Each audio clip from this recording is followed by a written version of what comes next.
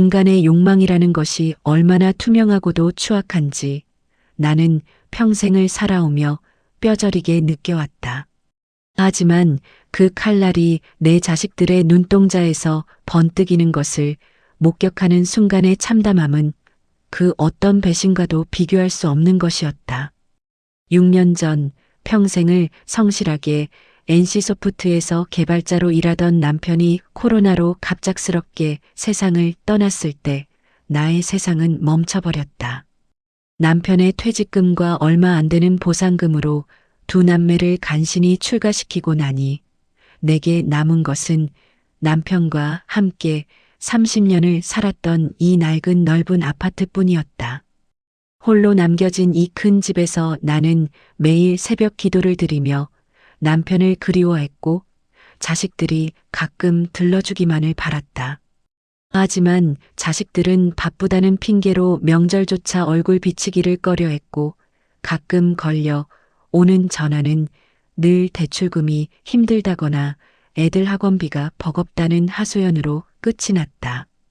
나는 그저 그게 세상 사는 이치려니 내가 부족해서 자식들에게 짐이 되는 모양이라며 스스로를 다독였다. 결국 나는 관리비조차 감당하기 힘든 이 집을 팔고 교회 근처 작은 빌라로 이사를 가기로 결심했다. 이삿짐 센터를 부르기 전 혼자서 야금야금 짐을 정리하던 지난주였다. 남편이 쓰던 서재 구석, 깊숙이 박혀있던 해묵은 상자들을 꺼내 정리하기 시작했다. 그곳에는 90년대 초반 금융권에서 평생을 보내셨던 나의 친정아버지, 즉 아이들의 외할아버지가 남기신 유품들이 들어있었다. 먼지를 털어내며 상자를 열자 누렇게 바랜 종이 냄새가 코끝을 찔렀다. 그 속에는 아버지가 생전에 꼼꼼하게 기록하셨던 업무용 노트들이 들어있었다. 나는 돋보기를 고쳐 쓰고 아버지의 필체를 더듬어 내려갔다. 그러다 한 페이지에서 손길이 멈췄다. 1990년 5월의 어느 날 자에 적힌 기록이었다.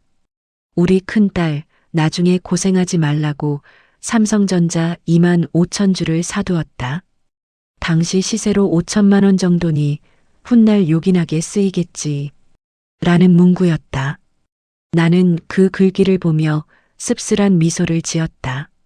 아버지가 돌아가시고 나서 남편의 사업이 한때 흔들리고 아이들이 대학에 가고 유학을 가겠다고 때를 쓰던 그 험난했던 시절들.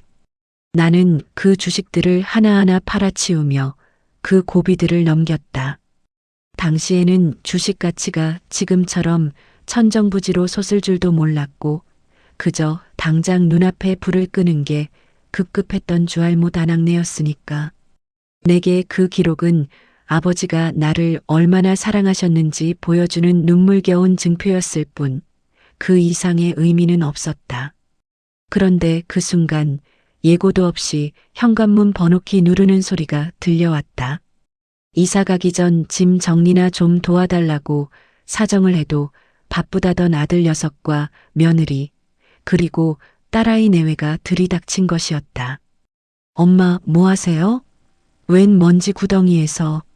아들 녀석이 투덜거리며 거실로 들어서다 내 손에 들린 노트를 낚아챘다. 나는 별 생각 없이 너희 외할아버지가 남기신 수첩이다. 이사 가기 전에 버릴 건 버리려고 라며 말을 넘기려 했다. 하지만 수첩을 들여다보던 아들의 표정이 순식간에 굳어졌다. 옆에서 지켜보던 사위와 며느리도 약속이나 한 듯 숨을 들이켰다.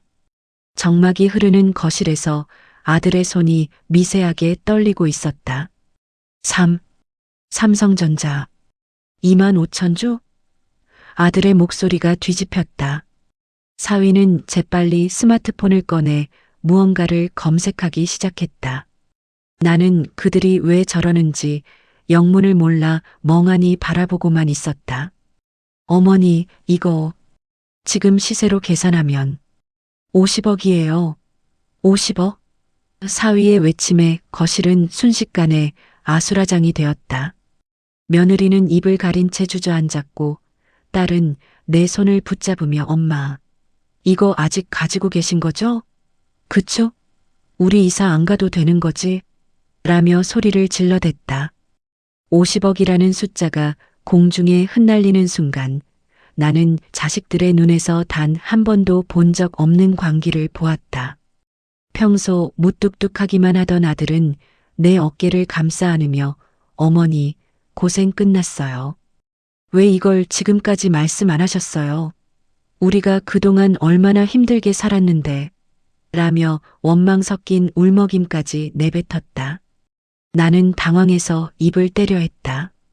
사실은 그 주식을 이미 30년 전에 다 팔아서 너희들 키우는 데 썼다고, 지금은 한 주도 남아있지 않다고 말하려 했다. 하지만 내 말을 가로막은 것은 며느리의 호들갑이었다. 아이고, 우리 어머님. 이 낡은 집에서 얼마나 고생하셨을까. 여보, 이사는 무슨 이사야? 당장 어머니 모시고 강남으로 가야지. 아니면 이 집을 싹 리모델링해서 우리랑 같이 살아요. 며느리는 평소 나를 벌레 보듯 하던 그 차가운 눈빛은 온데간데 없이 사라지고 마치 세상에서 가장 귀한 보물을 대하듯 내 손을 문질러 댔다. 딸아이 역시 질세라 내 등을 토닥이며 무슨 소리야. 엄마는 내가 모셔야지. 올케는 애들 키우느라 바쁘잖아. 엄마, 내가 어제 꿈을 잘 꿨나 봐. 라며 소리를 높였다.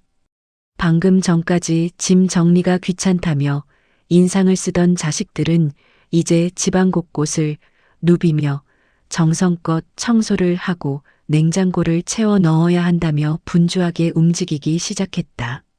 먼지를 털고 바닥을 닦으며 그들은 끊임없이 50억이라는 숫자를 입에 올렸다.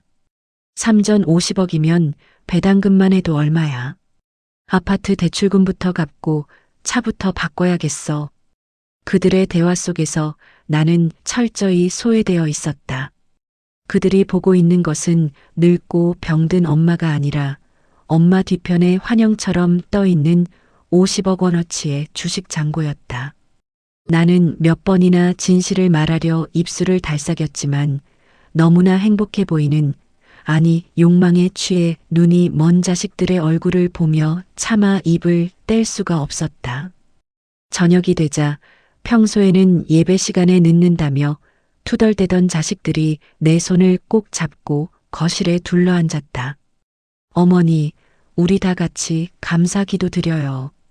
하나님이 우리 집안을 드디어 돌보시네요. 아들의 기도 소리에는 진심이 담겨 있는 듯 했지만 그 감사의 향방이 하나님인지 아니면 50억인지 나는 너무나 잘 알고 있었다. 식사를 하는 내내 며느리는 내 밥 위에 갈치 속살을 발라 얹어주며 시종일관 생글거렸다. 어머니, 내일 당장 백화점 가요. 이사 갈 생각 마시고 우리랑 좋은데 구경 다녀요. 평생 느껴보지 못한 과분한 효도가 쏟아지고 있었지만 내 마음 한구석은 시베리아 벌판처럼 시려왔다.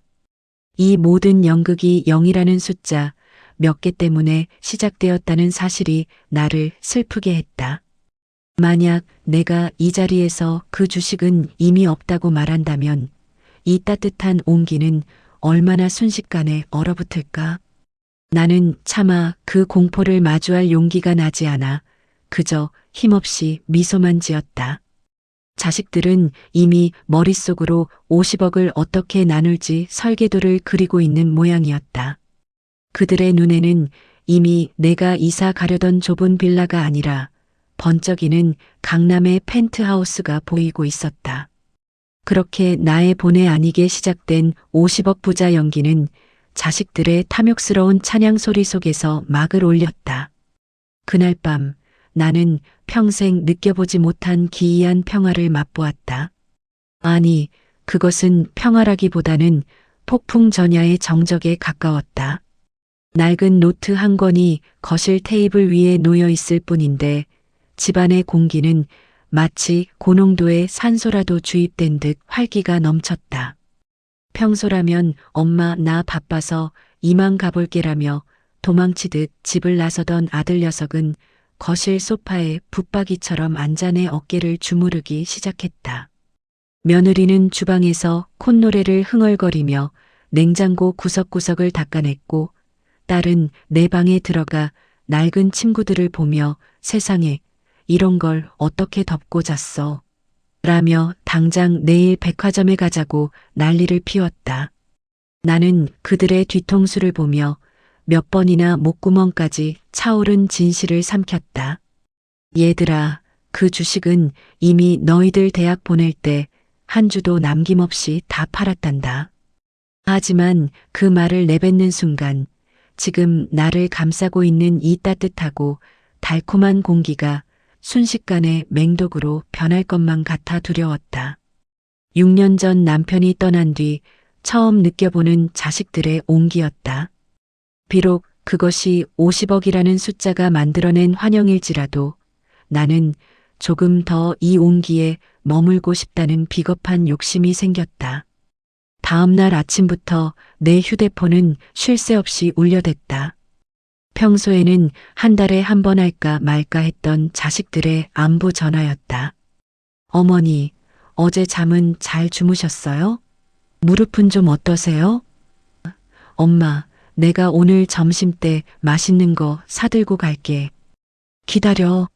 수화기 너머로 들려오는 목소리들은 하나같이 설탕물을 끼얹은 듯 달콤했다.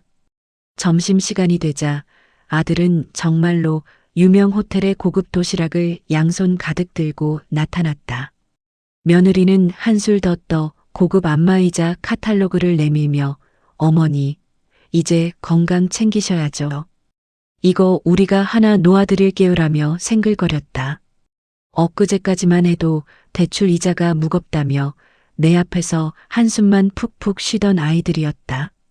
나는 그들이 내미는 비싼 음식들을 씹으며 이것이 내 입으로 들어가는 것인지 아니면 내 등에 붙은 50억이라는 꼬리표를 향한 재물인지 혼란스러웠다.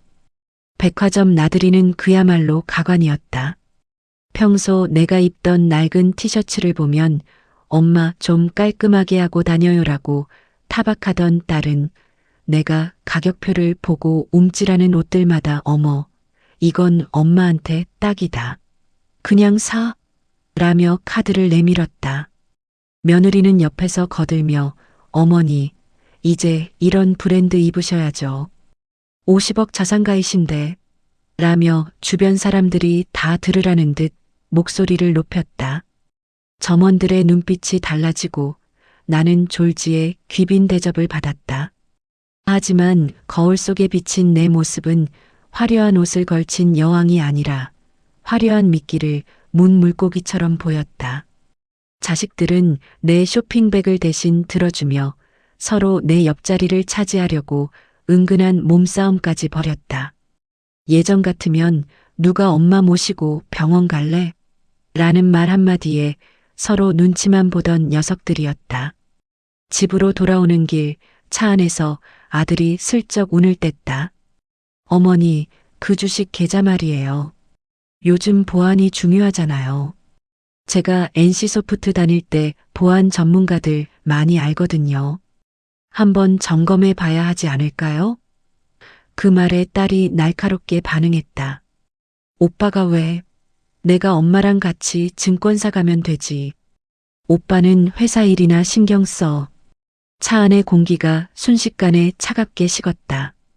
거울을 통해 보이는 아들과 딸의 눈빛은 이미 남매의 그것이 아니었다. 그것은 먹잇감을 앞에 둔 굶주린 짐승들의 눈빛이었다. 나는 창밖으로 시선을 돌리며 기도했다. 하나님, 저 아이들이 보고 있는 것이 저입니까? 아니면 제 손에 쥐어질지도 모르는 돈입니까? 그들의 효도는 날이 갈수록 정교해졌다. 매일 저녁마다 며느리는 내 발을 씻겨주며 어머니, 그동안 고생 많으셨죠? 저희가 다 보상해 드릴게요라며 눈시울을 붉혔다. 그 연기력에 속아 넘어갈 뻔한 적이 한두 번이 아니었다. 주말이면 사위까지 가세해 내 낡은 집에 형광등을 갈고 화장실 청소를 도맡아 했다. 장모님, 이런 건 진작 말씀하시지 그러셨어요. 라며 너스레를 떠는 사위의 모습에서 나는 6년 전 돌아가신 남편의 빈자리를 채워주는 든든한 아들이 아닌 50억짜리 계약을 앞둔 영업사원의 절실함을 보았다. 가장 견디기 힘든 것은 교회에서의 풍경이었다. 평소 예배 시간에 졸기일수던 자식들이 내 옆자리에 나란히 앉아 가장 큰 목소리로 찬송가를 부르고 헌금 봉투를 두툼하게 챙기는 모습은 참으로 모순적이었다. 어머니가 복을 받으셔서 우리 집안이 이렇게 일어선 거니 저희도 정성을 다해야죠. 아들의 말에 나는 쓴웃음을 지었다.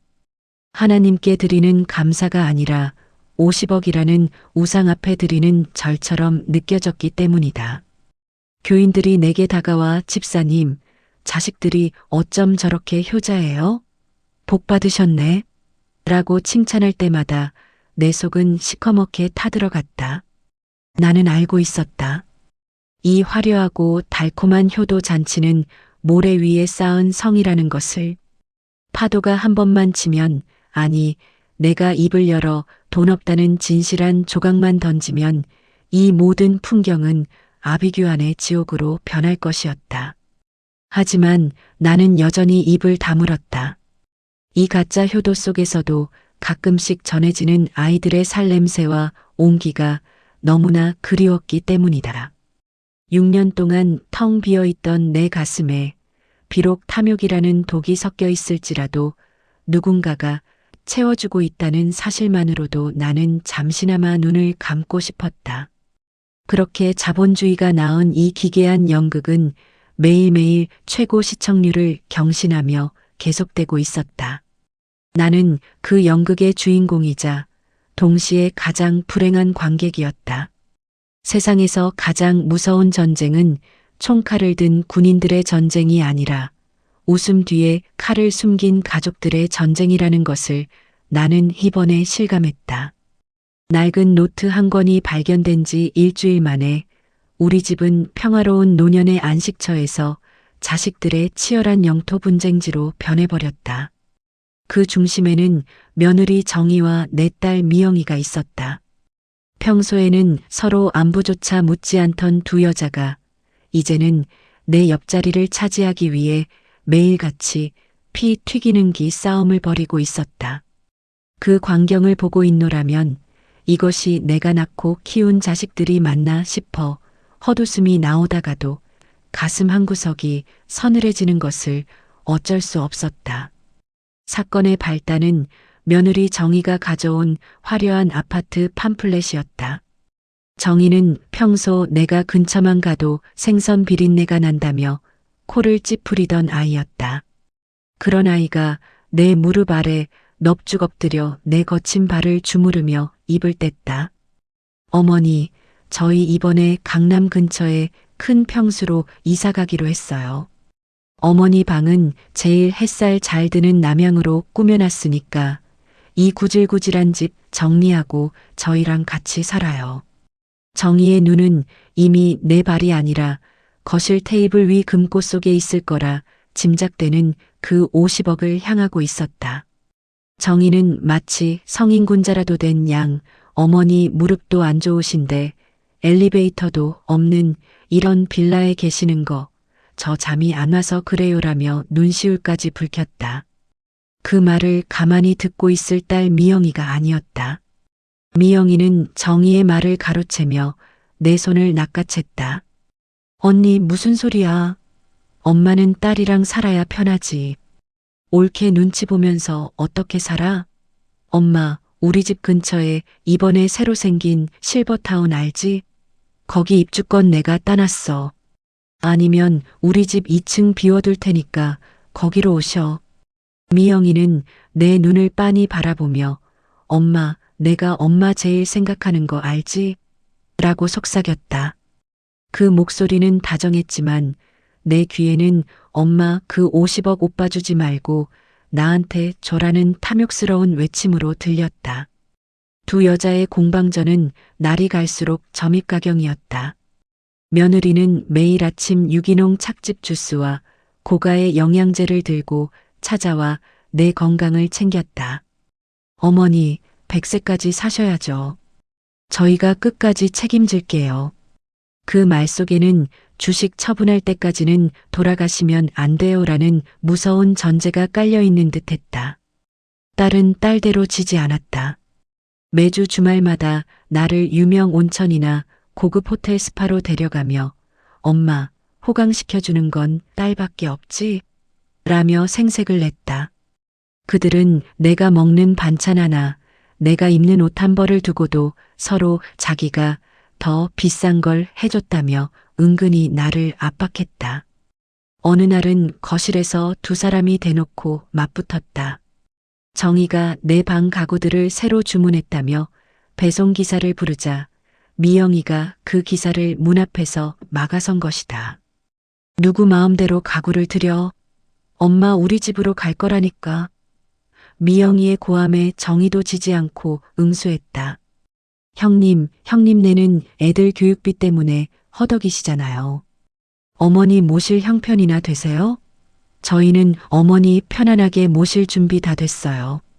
두 사람의 대화는 효도라는 탈을 쓰고 있었지만 그 본질은 추악한 경매 현장과 다를 바 없었다. 내가 30억을 줄지 50억을 줄지에 따라 나의 가치는 그들의 집에서 시시각각 변하고 있었다. 나는 거실 소파에 앉아 그들의 싸움을 묵묵히 지켜보았다. 6년 전 남편이 세상을 떠났을 때 엄마 우리도 살기 힘드니까 이 집 팔아서 좀 나눠주면 안 돼? 라고 묻던 자식들의 차가운 얼굴이 떠올랐다. 그때는 귀찮은 짐처럼 나를 서로에게 떠넘기려 안달이더니 이제는 서로 나를 보물단지처럼 모셔가려 싸우고 있는 이 역설적인 상황. 나는 문득 남편이 NC소프트에서 밤낮 없이 일하며 모았던 그 소중한 시간들이 생각났다. 남편은 죽기 직전까지도 자식들에게 짐이 되지 않으려 애썼는데 정작 자식들은 그가 남긴 유산이 아닌 존재하지도 않는 허상의 돈에 미쳐 있었다. 얘들아, 난 그냥 여기서 살련다. 이 집이 편해. 내가 조용히 한마디 던지자 거실은 순식간에 정적에 휩싸였다. 정희와 미영이는 당황한 기색이 역력했다. 어머니, 그게 무슨 말씀이세요? 저희가 다 준비했는데. 그들의 목소리에는 실망감보다는 초조함이 서려 있었다. 내가 자기들의 통제권을 벗어날까봐, 그래서 그 50억이 다른 곳으로 흘러갈까봐 겁을 내는 것이었다. 나는 그들의 눈동자에서 비치는 공포를 보며 씁쓸한 승리감을 느꼈다. 50억이라는 가짜 권력이 나에게 준 것은 자식들의 진심 어린 존경이 아니라 그들을 내 발밑에 무릎 꿇게 만든 비겁한 힘이었다. 그날 밤 나는 홀로 무릎을 꿇고 하나님께 기도했다. 주님, 저 자식들을 용서하소서. 그들이 보고 있는 것은 제가 아니라 돈의 형상일 뿐입니다. 하지만 저 가식적인 손길이라도 없으면 저는 다시 이 넓은 집에서 혼자가 됩니다. 제가 이 연극을 언제까지 계속해야 합니까? 눈물이 뺨을 타고 흘러내렸다. 자식들이 내 방 문 밖에서 내일은 어떤 맛집에 데려갈지, 어떤 선물을 사줄지 속닥거리는 소리가 들려왔다. 그들의 웃음소리는 예리한 칼날이 되어 내 심장을 후벼 팠다. 나는 그들이 차려주는 진수성찬보다 예전에 돈 없던 시절 좁은 방에 모여 앉아 라면 한 그릇 나눠 먹으며 나누던 진짜 웃음이 그리웠다. 하지만 이미 자본주의라는 괴물에 삼켜진 내 자식들에게 그런 순수한 시절은 돌아갈 수 없는 먼 나라 이야기일 뿐이었다. 그렇게 나의 50억 부자 연극은 자식들의 탐욕이 만들어낸 화려한 무대 위에서 점점 더 정점으로 치닫고 있었다. 돈이라는 것은 참으로 기묘한 마력을 지녔다. 그 존재만으로도 사람의 눈빛을 바꾸고 말투를 바꾸며 심지어는 걸음걸이까지 바꾸어 놓는다. 낡은 노트 속 삼성전자 25,000주라는 글자가 우리 집 거실에 등장한 지 채 열흘도 되지 않아 우리 집은 더 이상 안식처가 아니었다. 그것은 거대한 먹잇감을 중앙에 두고 하이에나들이 소리 없이 원을 그리며 좁혀오는 사냥터와 같았다. 자식들은 이제 단순히 맛있는 음식을 사오거나 무릎을 주무르는 수준에 머물지 않았다. 그들의 머릿속은 이미 그 50억을 어떻게 하면 가장 세금을 적게 내고 자신들의 주머니로 옮길 것인가 하는 고차원적인 연산으로 가득 차 있었다. 나는 그들의 눈동자 뒤편에서 끊임없이 돌아가는 계산기의 숫자를 읽을 수 있었다. 어느 날 저녁 아들 녀석이 평소보다 훨씬 일찍 퇴근해 집으로 들어왔다. 그의 손에는 두툼한 서류 봉투가 들려 있었다. NC소프트에서 보안 관련 업무를 오래 했던 녀석답게 그의 목소리에는 불필요한 감정이 배제된 채 차가운 이성이 실려 있었다. 아들은 식탁에 서류를 펼쳐놓으며 나를 앉혔다. 어머니, 요즘 세상이 흉악해요. 50억이나 되는 자산을 이렇게 낡은 노트 한 권에 의지해서 보관하는 건 보안상 너무 위험합니다. 제가 회사 다닐 때 알던 자산관리사 친구에게 자문을 좀 구했어요. 아들의 말은 얼핏 나를 걱정하는 듯 들렸지만 실상은 그 주식 계좌의 실체를 확인하고 본인의 통제권 아래 두겠다는 선언과 다름없었다. 아들은 상속세와 증여세라는 복잡한 용어들을 쏟아내며 지금 당장 명의를 분산하지 않으면 나라의 절반을 뺏기게 된다며 나를 겁주기 시작했다. 그 광경을 지켜보던 딸 미영이도 가만히 있지 않았다. 미영이는 아들이 가져온 서류를 훑어보더니 코웃음을 쳤다. 오빠 친구가 뭘 안다고 그래? 내가 다니는 교회 집사님 중에 상속 전문 변호사가 있어. 그분이 그러는데 이런 건 법적으로 확실히 해두지 않으면 나중에 형제끼리 피 보는 싸움 난대. 엄마, 내가 내일 그 변호사님 집으로 모셔올게. 상담비는 내가 낼 테니까 걱정 마. 미영이의 목소리는 다정했지만 그 속에는 오빠에게 단 한 주의 주식도 뺏기지 않겠다는 서슬퍼런 경계심이 서려 있었다. 자식들의 대화 속에서 나는 더 이상 그들의 어머니가 아니었다. 나는 그저 50억이라는 보물을 품고 있는 언제 터질지 모르는 시한폭탄 같은 자산가일 뿐이었다. 그날 이후로 우리 집 거실은 매일같이 전문가라는 사람들의 방문으로 문턱이 달았다. 정장 차림의 세무사, 변호사, 자산관리사들이 차례로 들락거리며 내 앞에 알 수 없는 서류들을 들이밀었다. 그들은 나를 향해 여사님, 복 받으셨네요 라며 가식적인 웃음을 지어 보였지만 그들의 시선은 내 손끝이 어디에 머무는지, 내 도장이 어디에 찍히는지에만 쏠려 있었다. 자식들은 옆에서 추임새를 넣으며 나를 압박했다. 엄마, 여기 사인만 하면 돼. 그래야 나중에 오빠랑 싸울 일 없어. 어머니, 이 인감증명서만 떼주시면 제가 알아서 다 처리해 드릴게요. 나는 그들의 성화에 못 이겨 몇 번이나 볼펜을 잡았다가 놓았다.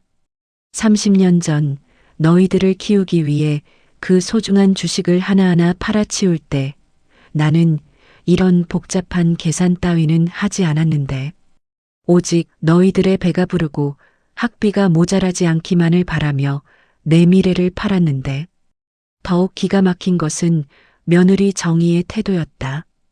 정희는 이제 대놓고 내 방 금고, 아니 금고도 없는 내 낡은 서랍장을 뒤지기 시작했다.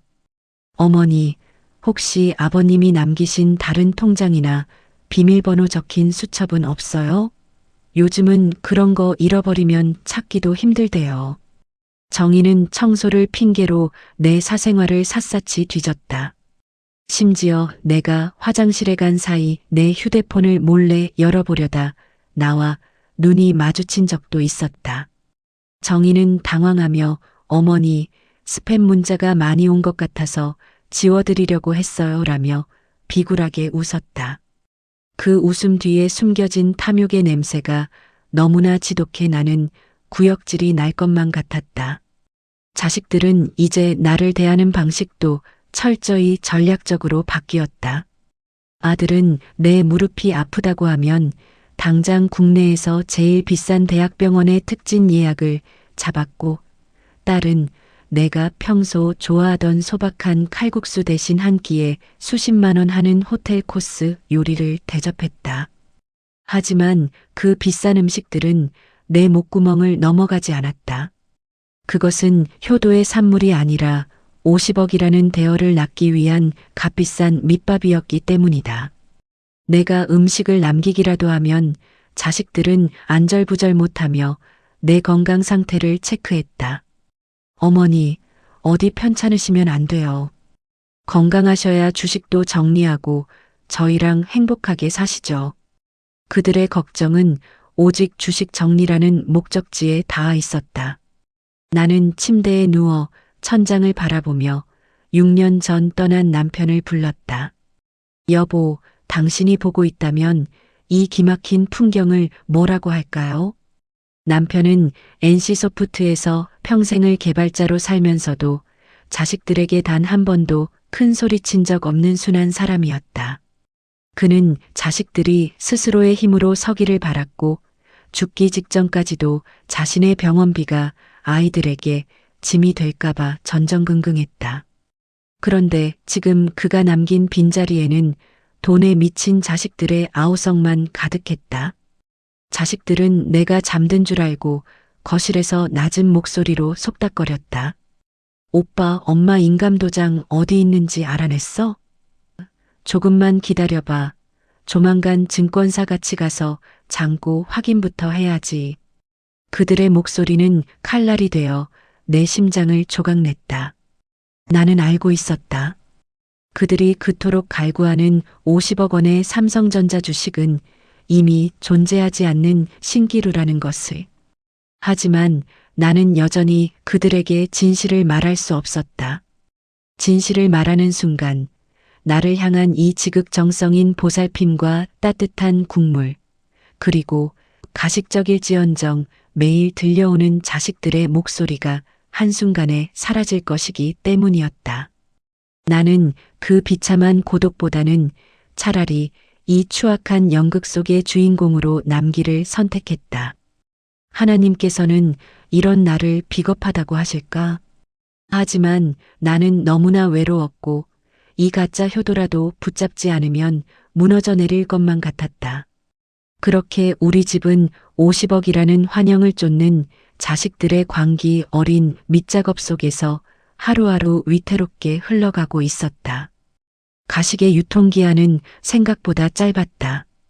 열흘 남짓 이어지던 자식들의 지극정성인 연극은 그들이 상상하는 50억이라는 열매가 금방이라도 떨어질 듯 익어버리자 급격히 변질되기 시작했다.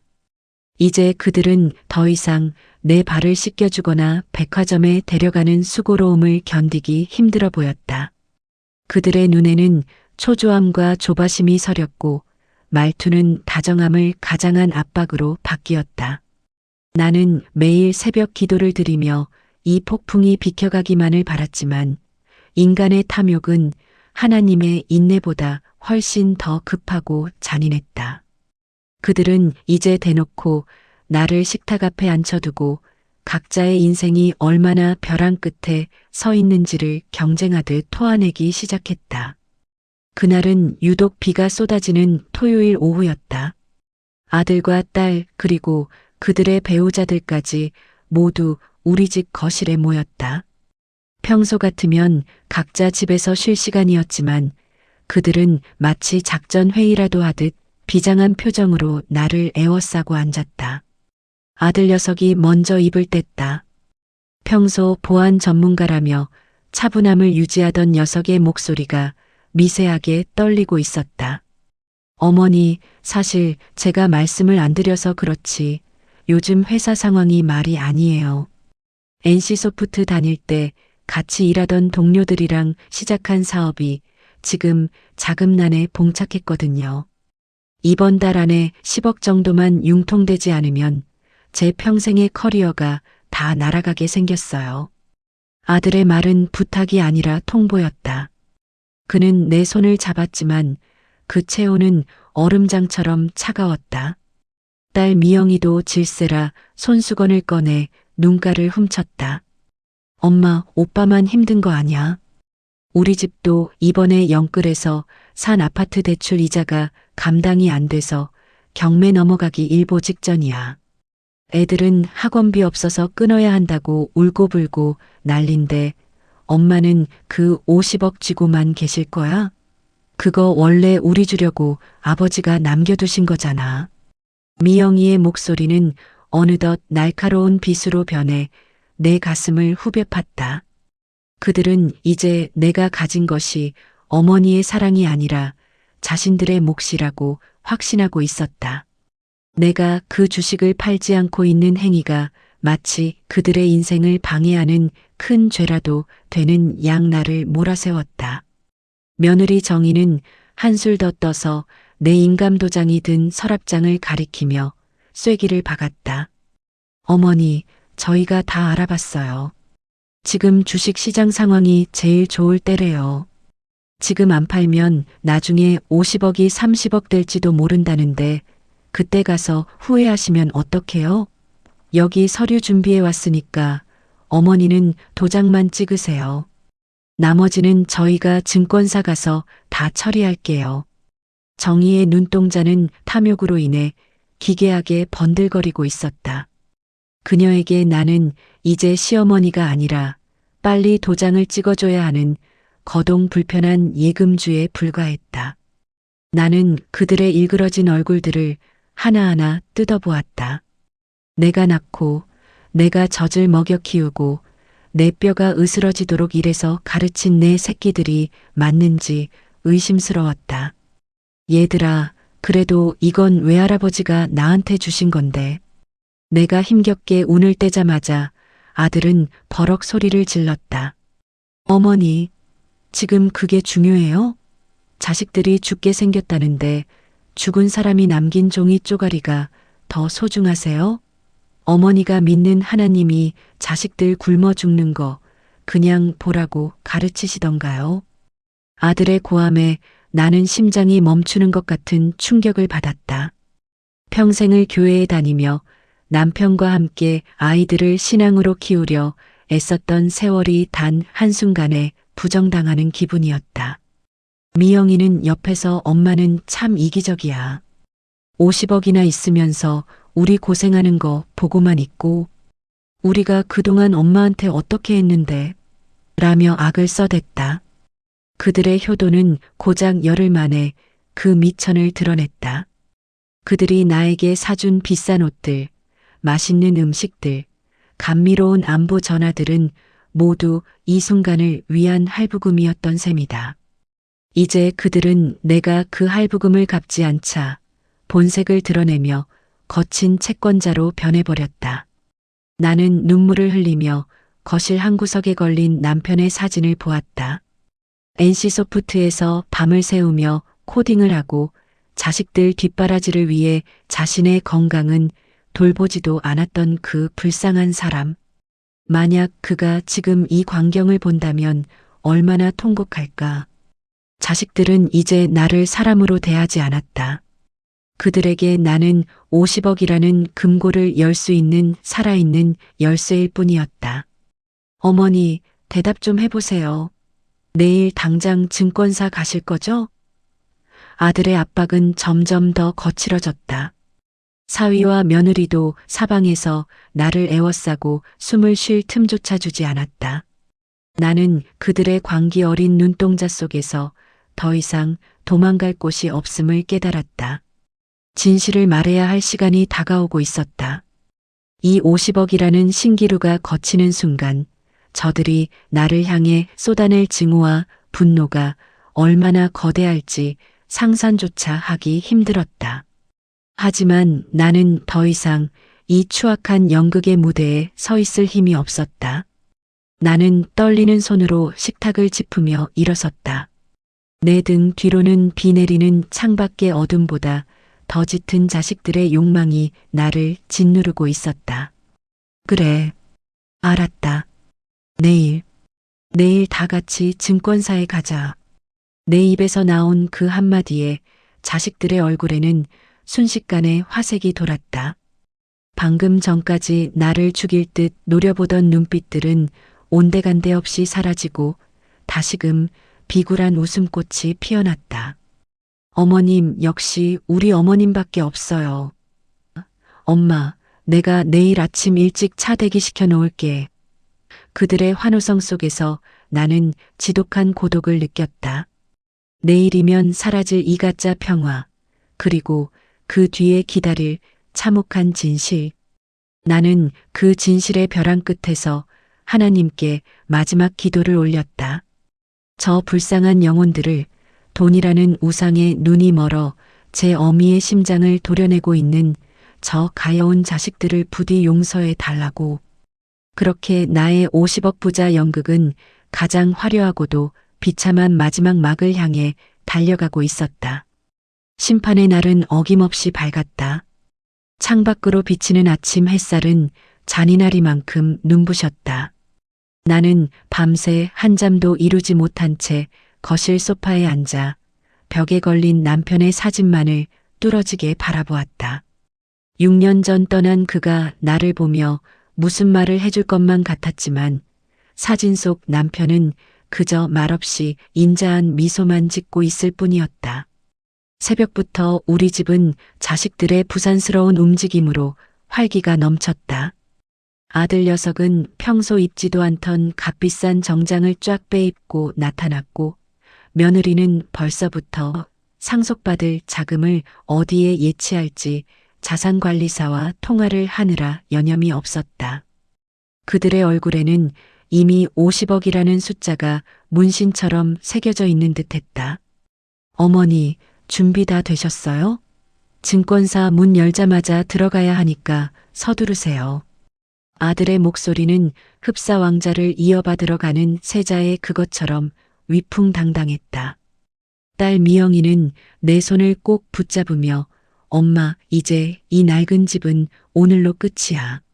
내가 알아본 강남 아파트, 이따가 증권사 들렀다가 바로 보러 가자. 라며 들뜬 목소리로 속삭였다. 나는 그들의 손에 이끌려 현관문을 나섰다.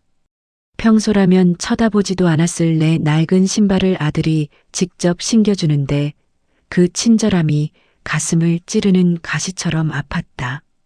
차 안에서도 자식들의 장밋빛 미래 설계는 멈추지 않았다. 50억을 어떻게 나누고 어떤 차를 사고 어느 동네로 이사할지. 그들에게 나는 이미 사라지고 없는 존재나 마찬가지였다. 증권사 건물이 보이기 시작하자 내 심장은 터질 듯이 요동쳤다.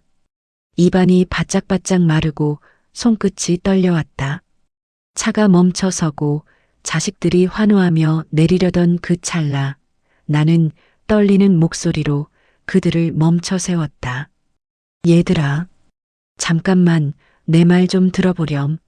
내 목소리에 자식들은 의아한 표정으로 나를 돌아보았다. 어머니, 왜 그러세요? 다 왔는데. 얼른 들어가서 장고 확인해야죠. 아들의 눈에 서린 탐욕의 불꽃이 나를 압박했다. 나는 눈을 질끈 감았다. 이제는 더 이상 비겁하게 숨을 곳이 없었다. 그 주식 없다. 아니, 정확히 말하면 30년 전에 다 팔았어. 내 입에서 나온 그 한마디에 차 안은 순식간에 진공 상태가 된 듯 정적이 흘렀다. 자식들의 얼굴에서 화색이 빠져나가는 속도는 눈이 시릴 정도였다. 엄마, 지금 뭐라고 했어? 30년 전이라니? 그게 무슨 소리야? 딸 미영이가 믿기지 않는다는 듯 내 어깨를 흔들었다. 나는 흐르는 눈물을 닦지도 못한 채 말을 이어갔다. 너희들 대학 가겠다고 할 때, 오빠가 미국으로 유학 가겠다고 고집 피울 때, 그리고 너희 아버지 사업이 한때 무너져서 집안 식구들이 길거리로 나앉게 생겼을 때, 그때마다 나는 그 낡은 노트 속에 적힌 주식을 한 장씩, 아니 수백 장씩 팔아치웠다고. 그 주식은 아버지가 나에게 주신 보물이 맞았지만 나에게는 그보다 너희들이 더 소중한 보물이었다고. 너희들 배 골치 않게 하고 남들 하는 공부 다 시키고 번듯하게 결혼시켜 보내는데 그 주식들이 다 들어갔다고. 나는 한자 한자 피를 토하는 심정으로 진실을 고백했다. 삼성전자 2만 5천 주라는 그 거대한 숫자는 이미 너희들의 학비로, 생활비로, 그리고 너희들이 지금 누리고 있는 그 평범한 일상의 밑거름으로 다 사라져버렸다고 말이다. 나는 자식들이 이 희생의 가치를 알아주길 바란 것이 아니었다. 그저 이제라도 그 무거운 탐욕의 짐을 내려놓길 바랐을 뿐이었다. 하지만 돌아온 것은 침묵이었다. 감동이나 감사가 아닌 지독하고도 싸늘한 배신감의 침묵. 아들의 얼굴은 분노로 인해 붉게 달아올랐고 며느리는 허탈한 표정으로 차 문을 열고 밖으로 나가버렸다. 그럼 우리가 지금까지 한 건 다 뭐예요? 50억이 아니라 한 푼도 없다는 거예요? 아들의 목소리는 이제껏 들려주던 다정한 효자의 그것이 아니었다. 그것은 전 재산을 사기당한 피해자의 울부짖음이자 제 어미를 향한 노골적인 증오였다. 딸 미영이는 아예 고개를 돌려 창밖만 바라보며 소리 없이 흐느꼈다. 그 눈물은 엄마의 희생에 대한 감사의 눈물이 아니라 사라진 50억에 대한 장송곡이었다. 나는 차 뒷좌석에 앉아 고개를 숙였다. 자식들은 이제 나를 쳐다보지도 않았다. 방금 전까지 나를 여왕처럼 떠받들던 그 화려한 손길들은 순식간에 사라졌고 차 안의 공기는 다시 시베리아 벌판처럼 얼어붙었다. 어머니, 정말 너무하시네요. 사람을 이렇게까지 비참하게 만드셔야 했어요? 아들의 차가운 일갈이 내 가슴을 갈기갈기 찢어놓았다. 내가 너희를 위해 내 젊음과 미래를 다 팔아치운 세월이 그들에게는 고작 자신들을 낚은 사기극에 불과했던 모양이다. 나는 다시금 깨달았다. 자본주의라는 괴물은 가족이라는 성역조차 이미 집어삼켰다는 것을. 나의 진실은 자식들에게 빛이 아니라 그들의 욕망을 산산조각 낸 어둠이었을 뿐이다. 폭풍이 휩쓸고 간 자리는 처참했다. 증권사 앞에서 집으로 돌아오는 차 안은 거대한 무덤과도 같았다. 누구 하나 입을 열지 않았고 가끔 들리는 것은 며느리의 신경질적인 한숨 소리와 딸아이의 거친 코막힘 소리뿐이었다. 나를 신발까지 신겨주며 에스코트하던 아들의 손길은 이제 타임보다 더 차갑게 식어 있었다. 집에 도착하자마자 자식들은 마치 약속이라도 한 듯 썰물처럼 빠져나갔다. 어머니, 저희도 당장 해결해야 할 일들이 많아서 이만 가볼게요.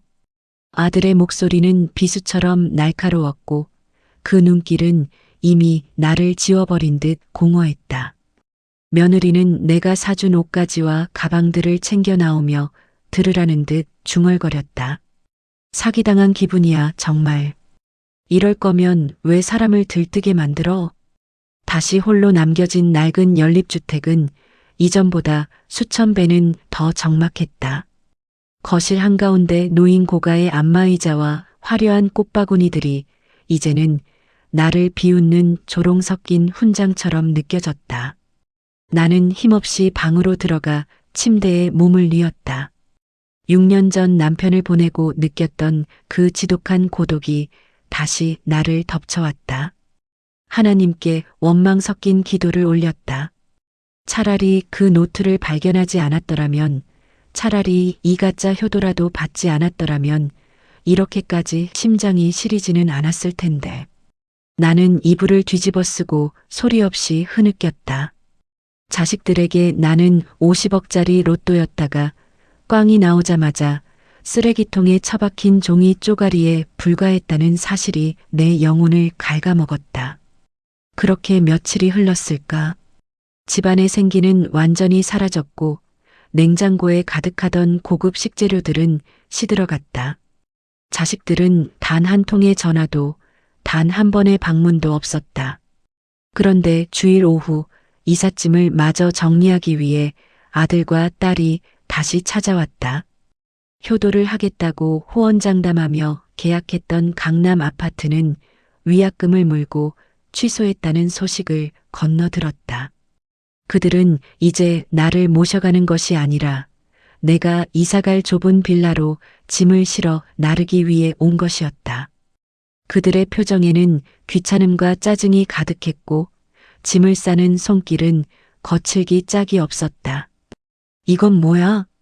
다 낡아빠진 수첩들을 왜 이렇게 끼고 살아? 아들이 내 서재 구석에 있던 낡은 상자를 발로 툭 치며 물었다. 그 상자 속에는 내가 30년 동안 기록해온 가계부와 아이들의 성장일기, 그리고 아버지가 주신 그 삼성전자 주식을 언제, 왜 팔았는지 기록해둔 희생의 장부가 들어 있었다. 나는 그건 그냥 두거라. 내가 챙길 테니. 라고 말하며 서둘러 상자를 닫으려 했지만 성미 급한 딸 미영이가 먼저 그 속에 노트를 낚아챘다. 엄마는 참 버릴 건 좀 버려. 이삿짐만 늘어나게. 미영이는 투덜거리며 노트를 넘기다 멈칫했다.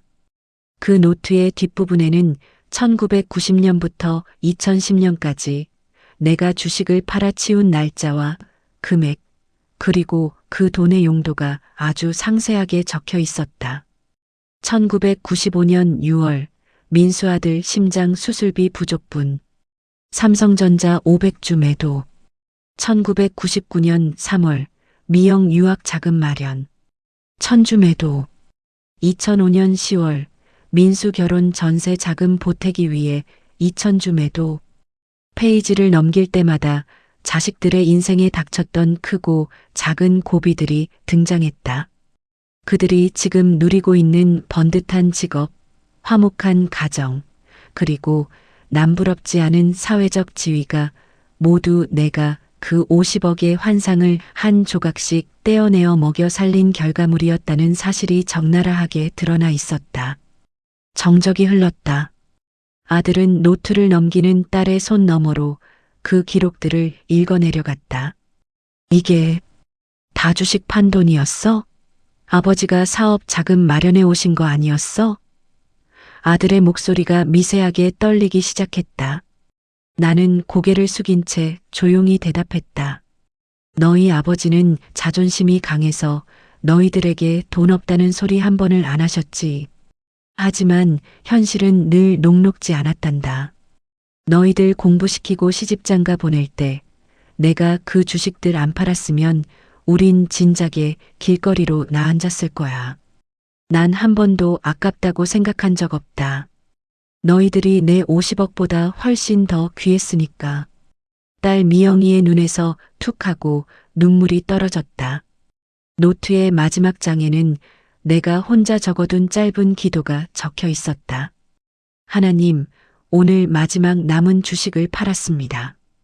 이제 아이들을 위해 내어줄 것은 제 몸뚱어리 하나뿐입니다. 부디 이 돈이 아이들의 앞날을 밝히는 등불이 되게 하소서. 그 글귀를 읽은 자식들은 더 이상 말을 잇지 못했다. 자신들이 50억이 사라졌다고 분노하며 엄마를 사기꾼 취급하던 그 시간 동안 엄마는 자신의 평생을 다 깎아먹으며 자신들을 키워냈다는 사실을 비로소 깨달은 것이다. 아들은 들고 있던 짐 상자를 바닥에 내려놓고 내 앞에 무릎을 꿇었다. 그의 어깨가 심하게 들썩였다. 어머니, 제가 죽일 놈입니다. 아들의 입에서 나온 것은 돈에 대한 탐욕이 아니라 억눌린 참회의 통곡이었다. 딸도 내 옆에 엎드려 내 거친 손을 잡고 울음을 터뜨렸다. 엄마 미안해. 진짜 미안해. 우리가 돈에 미쳐서 엄마 마음을 이렇게 아프게 했어. 차갑게 식어버렸던 집안에 다시 온기가 돌기 시작한 것은 50억이라는 가짜빛이 아니라 자식들의 진심 어린 참회의 눈물 때문이었다. 나는 그들의 젖은 등을 쓸어내리며 함께 울었다. 비록 통장 잔고는 비어버렸을지언정 30년 만에 비로소 자식들의 마음이라는 진짜 유산을 돌려받은 기분이었다. 회개는 눈물에서 시작되지만 진정한 변화는 발걸음에서 나타난다고 했던가. 그날 이후 우리 집을 감싸고 있던 공기는 완전히 달라졌다. 50억이라는 화려한 신기루가 사라진 자리에는 습하고 눅눅한 탐욕 대신 코끝이 찡해지는 사람 냄새가 채워지기 시작했다. 자식들은 더 이상 내 방 금고나 통장 잔고를 궁금해하지 않았다. 대신 그들은 내가 평생을 기록해온 그 낡은 희생의 장부를 가슴에 품고 자신들이 얼마나 큰 사랑 속에 자라왔는지를 매일같이 되새기는 듯했다. 이사 가는 날 자식들은 약속이라도 한 듯 일찍부터 모여들었다. 예전처럼 비싼 이삿짐 센터를 불러 호강시켜주겠다던 허세는 없었다. 아들은 낡은 티셔츠 차림에 면장갑을 끼고 나타나 땀을 뻘뻘 흘리며 가구들을 날랐고, 딸 미영이는 내 낡은 옷가지들을 하나하나 정성껏 개며 조용히 콧노래를 불렀다. 며느리 정희도 예전에 그 표독스러운 눈빛을 거두고 소박한 앞치마를 두른 채 내 주방 집기들을 닦아냈다. 그들의 손길은 투박했지만 그 속에는 말로 다할 수 없는 미안함과 정성이 깃들어 있었다. 엄마, 이 낡은 소파. 이제 보니 엄마 냄새가 참 많이 나네. 미영이가 소파 구석에 앉아 내 손을 꼭 잡으며 말했다. 예전처럼 비싼 명품 가방을 내밀며 생색을 내던 딸의 모습은 없었다. 대신 그녀는 내 거친 손마디를 만지작거리며 한참 동안 고개를 숙이고 있었다. 나는 그 침묵 속에서 딸이 느끼는 자책과 사랑을 동시에 읽을 수 있었다. 아들은 무거운 냉장고를 옮기다 잠시 멈춰서서 내 어깨를 툭 치며 웃어 보였다. 어머니, 새 집은 좁아도 우리가 자주 들러서 꽉 채워드릴게요. 이제는 오시라고 사정 안 하셔도 돼요. 그 웃음은 6년 전 아버지가 세상을 떠나기 전 보여주던 그 건강하고 선한 미소를 꼭 닮아 있었다. 짐 정리를 마치고 작은 빌라 거실에 옹기종기 모여 앉아 먹은 첫 끼니는 배달시킨 짜장면과 탕수육이었다. 수십만 원짜리 호텔 요리를 먹을 때보다 훨씬 더 달고 고소했다. 며느리 정희는 내 그릇에 단무지를 얹어주며 수줍게 웃었다. 어머니, 제가 그동안 너무 못되게 굴었죠? 돈에 눈이 멀어서 정말 죄송해요. 이제는 진짜 며느리 노릇 제대로 해볼게요. 그 말에 나는 가슴이 울컥했다. 나는 그들의 손을 하나하나 맞잡았다. 됐다, 얘들아. 너희가 이렇게 건강하게 내 곁에 있어주는 게 나한테는 50억보다 더 큰 재산이야. 나는 정말 행복하다. 진실이 밝혀진 뒤 자식들의 방문은 오히려 더 잦아졌다. 이제는 맛있는 것을 사주겠다는 핑계가 아니라 그저 엄마가 보고 싶어서, 엄마랑 같이 교회 가고 싶어서 들르는 발걸음이었다. 주일 아침이면 아들 내외와 딸 내외가 우리 집 앞에 차를 대고 나를 기다렸다. 교회 의자에 나란히 앉아 찬송가를 부를 때 나는 내 옆에서 힘차게 노래하는 자식들의 목소리를 들으며 눈물을 흘렸다. 하나님께서는 돈이라는 시련을 통해 내 자식들의 영혼을 깨끗하게 씻어주신 것이 분명했다. 우리는 더 이상 50억이라는 환상을 쫓는 하이에나가 아니라 서로의 아픔을 보듬는 진짜 가족이 되어가고 있었다. 집안 구석구석에는 자식들이 남기고 간 흔적들이 쌓여갔다. 손주들이 그려준 서툰 그림, 며느리가 직접 담가온 김치, 사위가 고쳐놓은 화장실 전등. 그것들은 돈으로 환산할 수 없는 소중한 보물들이었다. 나는 매일 밤 잠들기 전 남편의 사진을 보며 속삭였다. 여보, 우리 아이들이 돌아왔어요.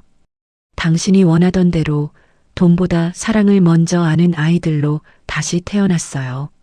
사진 속 남편은 그 어느 때보다 밝게 웃고 있는 것 같았다. 아이들은 가끔씩 그 낡은 노트를 꺼내보며 자신들의 어린 시절 이야기를 나누곤 했다. 엄마, 이때 내가 유학 가겠다고 뗐을 때 이만큼이나 팔았었어? 난 정말 철부지였네. 그런 대화를 나누며 우리는 서로의 상처를 치유하고 잃어버렸던 세월을 보충했다. 돈이 없어도 우리는 충분히 풍요로웠고 집이 좁아도 우리의 마음은 강남 펜트하우스보다 넓었다. 효도는 의무가 아니라 기쁨이 되었고 가족은 짐이 아니라 안식처가 되었다. 나는 비로소 깨달았다. 인생에서 가장 큰 대박은 주식 차트의 숫자가 아니라 내 곁에서 내 손을 잡아주는 사랑하는 사람들의 체온이라는 것을. 그렇게 우리는 50억의 허상을 털어내고 진정한 행복이라는 진짜 금맥을 발견해가고 있었다. 진정한 평화는 소란스러운 축제 속에 있는 것이 아니라 사랑하는 이들과 나누는 소박한 밥상머리에 있다는 것을 나는 예순이 넘어서야 깨달았다. 50억이라는 허망한 숫자가 우리 집을 휩쓸고 지나간 뒤 역설적이게도 우리 가족은 그 어느 때보다 단단해졌다. 작은 빌라로 이사 온 지 반년 만에 맞이한 추석 명절, 거실은 예전에 그 살벌한 기싸움 대신 아이들의 웃음소리와 고소한 전 부치는 냄새로 가득 찼다. 며느리 정희는 이제 제법 능숙한 손놀림으로 나무를 묻혔고 딸 미영이는 내 곁에 붙어 앉아 지난주 교회에서 있었던 시시콜콜한 이야기들을 늘어놓았다. 아들 녀석과 사위는 좁은 베란다에서 땀을 흘리며 방충망을 갈고 있었다. 그들의 뒷모습을 보며 나는 하나님께 수천 번의 감사를 올렸다. 돈이 없어도 우리는 이미 충분히 복을 받은 사람들이라고. 식사를 마치고 과일을 나누어 먹던 중 나는 방 안 깊숙한 곳에서 낡은 서류 봉투 하나를 꺼내 들고 나왔다. 그것은 이삿짐을 정리하다가 남편의 유품함 밑바닥에서 발견한 것이었다. 남편이 6년 전 세상을 떠나기 직전까지도 소중하게 간직하던 것이었지만 컴맹이나 다름없는 나에게는 그저 알파벳과 숫자가 가득한 복잡한 종이 뭉칠 뿐이었다. 나는 거실 테이블 위에 그 봉투를 조심스럽게 내려놓았다. 얘들아, 이건 네 아버지가 돌아가시기 전까지 참 애지중지하던 건데 나는 봐도 도통 뭔지 모르겠구나. 니네 아버지가 예전에 NC소프트 다닐 때부터 은퇴하고 나서까지 꾸준히 뭘 모으고 있었다는데 니들이 한번 확인해 보겠니? 나의 말에 아들 민수의 눈빛이 달라졌다. 민수는 아버지를 따라 NC소프트에서 보안 전문가로 일했던 만큼 기술과 시장의 흐름에 밝았다. 그는 봉투를 열어 서류를 꺼내더니 미간을 찌푸리며 읽어 내려가기 시작했다. 이건 해외 증권 계좌 명세서잖아요. 그것도 미국 주식. 민수의 손가락이 종이 위를 훑어 내려가다 한 지점에서 멈췄다. 엔비디아? 아니, 아버지께서 이걸 언제부터? 민수의 목소리가 떨리기 시작했다. 옆에서 지켜보던 사위와 딸도 고개를 내밀어 서류를 살폈다. 민수야, 그게 뭐 대단한 거냐? 네 아버지가 예전에 게임 개발할 때 그래픽 카드인가 뭔가가 좋아야 한다면서 본인이 잘 아는 회사라고 조금씩 가 모으셨거든.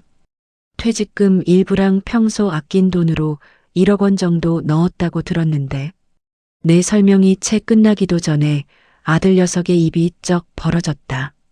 민수는 재빨리 스마트폰을 꺼내 환율과 주가 차트를 대조하기 시작했다. 거실에는 오직 스마트폰의 자판 두드리는 소리만이 정적을 메웠다. 딸과 며느리는 숨을 죽인 채 민수의 얼굴만 뚫어지게 바라보았다. 민수의 눈동자가 격렬하게 흔들렸다. 어머니, 이거 지금 장난 아니에요. 아버지께서 10년도 더 전부터 모으기 시작하셨는데 그때는 지금이랑 비교도 안 될 만큼 쌌거든요. 그런데 최근 몇 년 사이에 인공지능이니 뭐니 해서 이 회사 주가가 수십 배, 아니 100배 가까이 뛰었어요. 게다가 중간중간 주식 분할까지 된 걸 계산하면 민수는 말을 잇지 못하고 화면을 내게 보여주었다. 그곳에는 내가 읽기도 힘든 단위의 숫자들이 나열되어 있었다. 사위가 대신 떨리는 목소리로 숫자를 읽어내려갔다. 어머니, 이거 현재 가치로 계산하면 350만 달러가 넘어요. 하나로 하면 거의 50억입니다. 50억이요. 사위의 외침에 거실은 순간 진공 상태가 된 듯 고요해졌다. 반년 전 우리를 그토록 추악한 구렁텅이로 몰아넣었던 그 50억이라는 숫자가 다시금 우리 앞에 나타난 것이었다. 하지만 이번에는 낡은 노트 속의 낙서가 아니라 실제로 존재하는 남편의 땀과 해안이 담긴 진짜 유산이었다. 딸 미영이와 며느리 정희는 서로를 바라보며 입을 다물지 못했다. 예전 같았으면 그거 내 몫이야 라며 달려들었을 아이들이었지만 이번에는 달랐다. 그들은 기쁨보다도 먼저 숙연함이 깃든 표정으로 나를 바라보았다. 민수는 눈시울이 붉어진 채 서류를 다시 봉투에 담아 내 손에 쥐어주었다. 어머니, 이건 아버지께서 어머니 노후 편안하게 보내시라고 남기신 보물이에요. 저희는 한 푼도 탐내지 않을게요. 지난번에 저희가 얼마나 못나게 굴었는지 생각하면 이 돈은 저희에겐 과분한 거예요. 아들의 그 한마디가 내 가슴을 뭉클하게 적셨다. 돈 앞에서 눈이 뒤집혔던 내 자식들이 이제는 돈보다 엄마의 안위를 먼저 걱정할 만큼 자라 있었다. 나는 봉투를 꼭 쥐고 벽에 걸린 남편의 사진을 보았다. 당신은 정말이지 마지막까지 우리를 시험하고 또 구원하시는군요. 남편은 마치 이제야 아이들이 진짜 효자가 되었으니 이 선물을 줄 때가 되었다고 말하는 듯 인자하게 웃고 있었다. 50억이라는 숫자는 예전과 같았지만 그것을 대하는 우리 가족의 마음은 180도 달라져 있었다. 욕망이 거친 자리에 찾아온 이 기적 같은 선물 앞에서 나는 비로소 하나님께서 예비하신 참된 복이 무엇인지 깨닫고 조용히 눈물을 훔쳤다. 돈은 그림자와 같아서 그것을 죽어라 쫓을 때는 신기루처럼 멀어지더니 욕심을 비우고 묵묵히 제 갈 길을 가자 어느덧 내 발밑에 조용히 엎드려 있었다. 반년 전 삼성전자 50억이라는 허상 앞에 괴물처럼 변했던 자식들이 이제는 진짜 50억 원 가치의 엔비디아 주식 앞에서 숙연하게 고개를 숙이고 있는 비현실적인 풍경을 보며 나는 전율했다. 이것은 우연이 아니라 자식들을 다시 내 품으로 돌려보내기 위해 남편이 하늘에서 설계한 마지막 인생 알고리즘이 아니었을까 하는 생각이 들었다. 거실의 공기는 뜨거운 열기와 서늘한 감동이 교차하며 묘한 긴장감을 만들어내고 있었다. 아들 민수는 떨리는 손으로 스마트폰 화면을 껐다 켰다를 반복하며 몇 번이고 숫자를 재확인했다.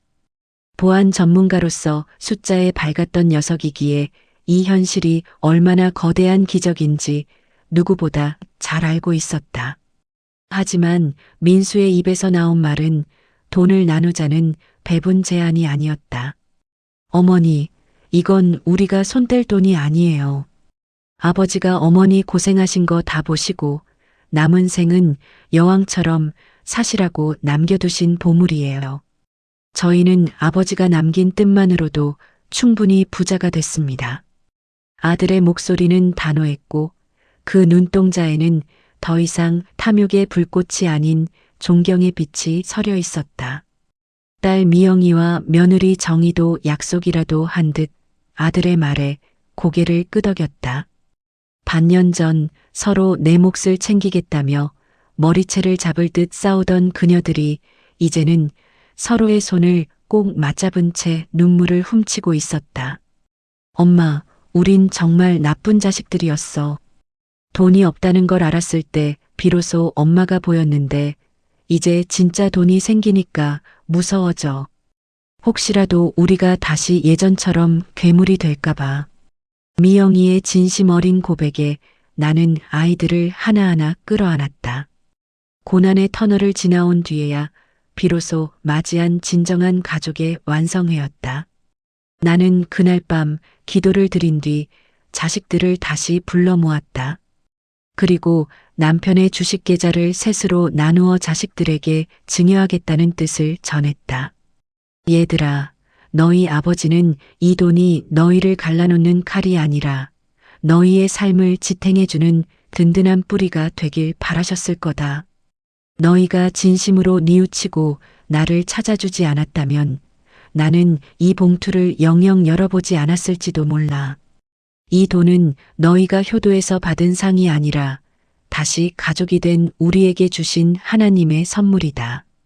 나의 단호한 결정에 자식들은 한참을 망설이다 결국 감사의 눈물로 화답했다. 그 후로 우리 집의 풍경은 그 어느 때보다 화사하게 피어났다. 50억이라는 거대한 자산이 생겼음에도 자식들은 예전처럼 명품이나 외제차에 열을 올리지 않았다. 아들은 그 돈으로 자신의 사업을 다시 일으켜 정직한 일자리를 창출했고, 딸은 아이들을 돈의 가치보다 사랑의 가치를 아는 인재로 키우기 위해 헌신했다.